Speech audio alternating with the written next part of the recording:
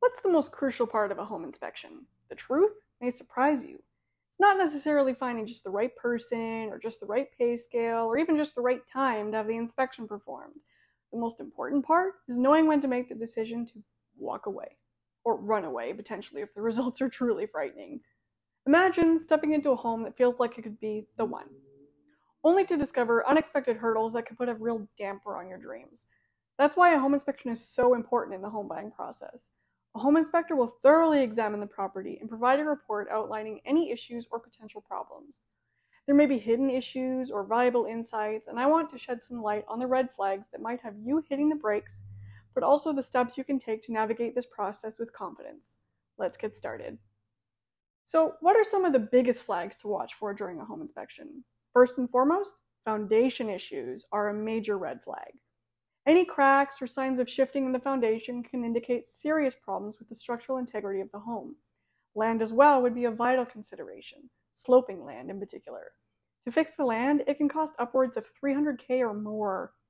If you're a first-time buyer and you're looking for a place to call your own for the first time, and you're not prepared for a big cost, you're going to want to look at the foundation before anything else. These issues can be expensive to fix and may require major repairs, so it's important to address them before making a purchase. An older building is more likely to have issues with the foundation or the land. One way around determining whether sloping land is an issue is to talk to the neighbors. They're going to know about things like, if there was a landslide in the neighbor's property or a damaged retaining wall that they've been fighting about for the last several months. They talk. They really, really do. Essentially, anything that's going on with the neighbors, a lot of people are going to know about as a result, especially if it was a major issue. Because let's be honest, most people are nosy anyway, right? Just think about all the peepers going past an accident on the highway. And if you claim that you weren't gawking out your window like everybody else as you go by, you are lying to yourself. Nosy Rosie. Therefore, if your real estate agent is smart and just a little bit nosy, they'll do some extra digging around the community to make sure that the home you're paying for is sound. In addition to that, depending on whether you're considering an older home or a newer home, there are different issues to watch for that may or may not become apparent right away. For new builds, you want to watch for things like dishwasher leaks, plumbing leaks, or leaks of the washing machine. Leaks, basically. These kind of things are common because the home has never been lived in, and so the equipment has never been used. Ultimately speaking, odds are the equipment has also never been tested. Because when you go to buy a washing machine, most of the time, the only way you find out there's an issue is the first time you use it. Of course, the store says they're tested and qualified, and they probably are, but that doesn't mean it doesn't still happen. I mean, how many times have you heard of machines being recalled because of faulty parts? Tons of times. I mean, it's even happened to me. Therefore, a lot of leaks can happen as a result because the equipment is brand new, and that's all there is to it. For example, I spoke to a home inspector recently, and he told me a story. Because everybody loves stories, and that makes it so much more tangible than just throwing you a bunch of facts that you will never remember anyway.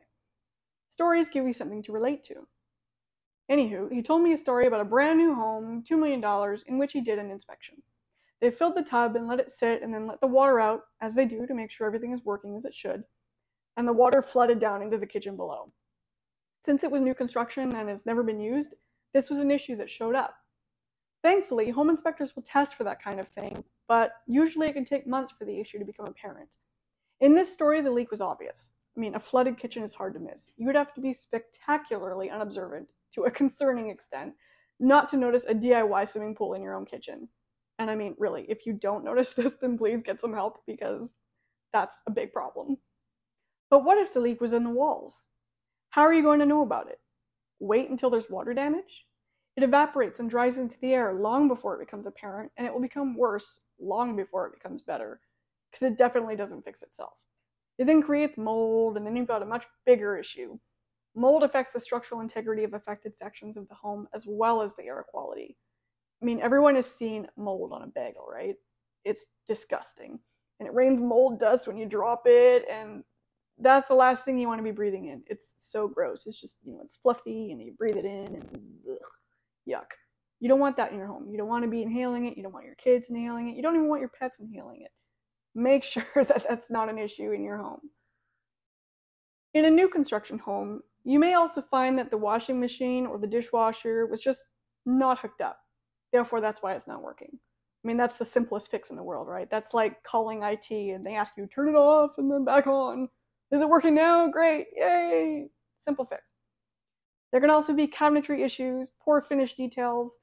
Essentially, you really need a trained eye. You don't want your friend who just knows how to be a handyman coming in and just doing a quick once-over to save money. That's not enough, not even close. You need equipment such as a moisture meter, an infrared camera, etc., etc. Home inspectors have fancy tools and pricey tools at that, designed to catch the hidden issues that you just cannot see with the naked eye. No matter how wise your handyman friend might be, and I'm sure he's great at his job, but if you miss these things, it's buyer beware, and you're not saving money at all. Let me ask you this. Would you rather spend a few $100s on a home inspection and be sure everything is hunky-dory, or spend a few thousand when you find out that it isn't? Usually the hard way. I know what I would pick. For an old building, the issues that you would come across are a bit different and more extensive. They're the most common latent defects, such as pest infestation in attics and crawl spaces, like the raccoons my friend found in his attic. And this applies to townhomes as well.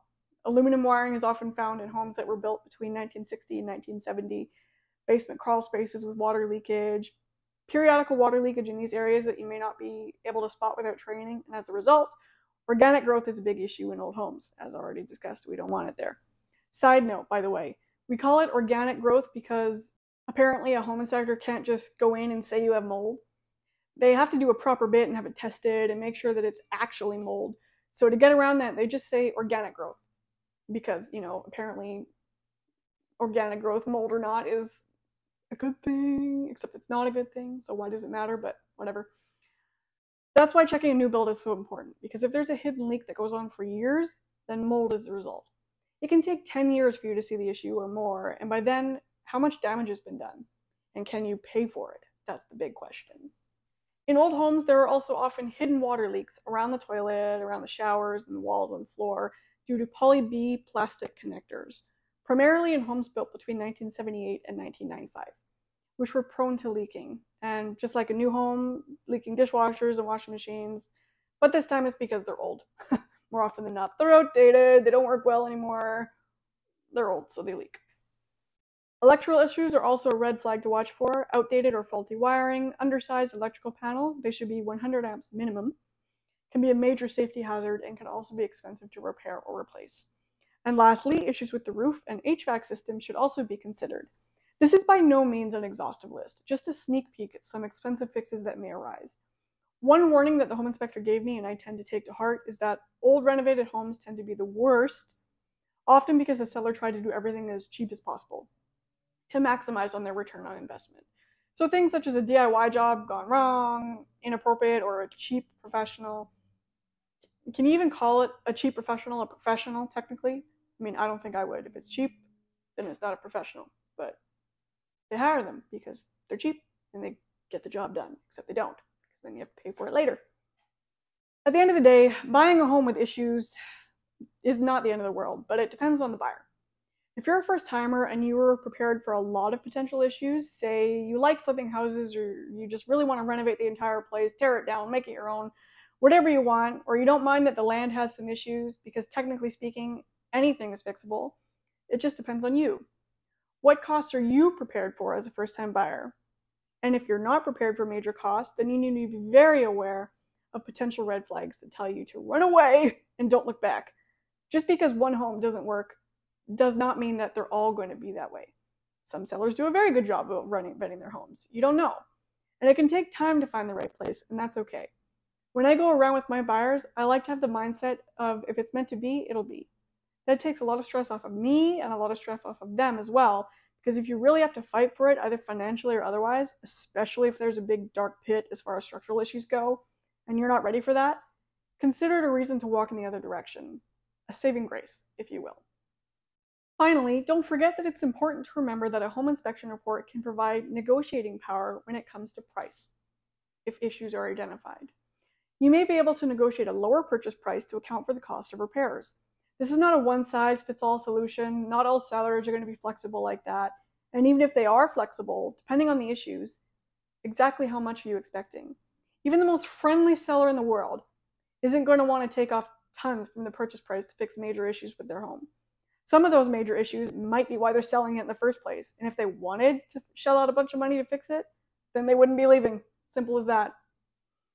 So why is it important for first-time home buyers to know when to walk away?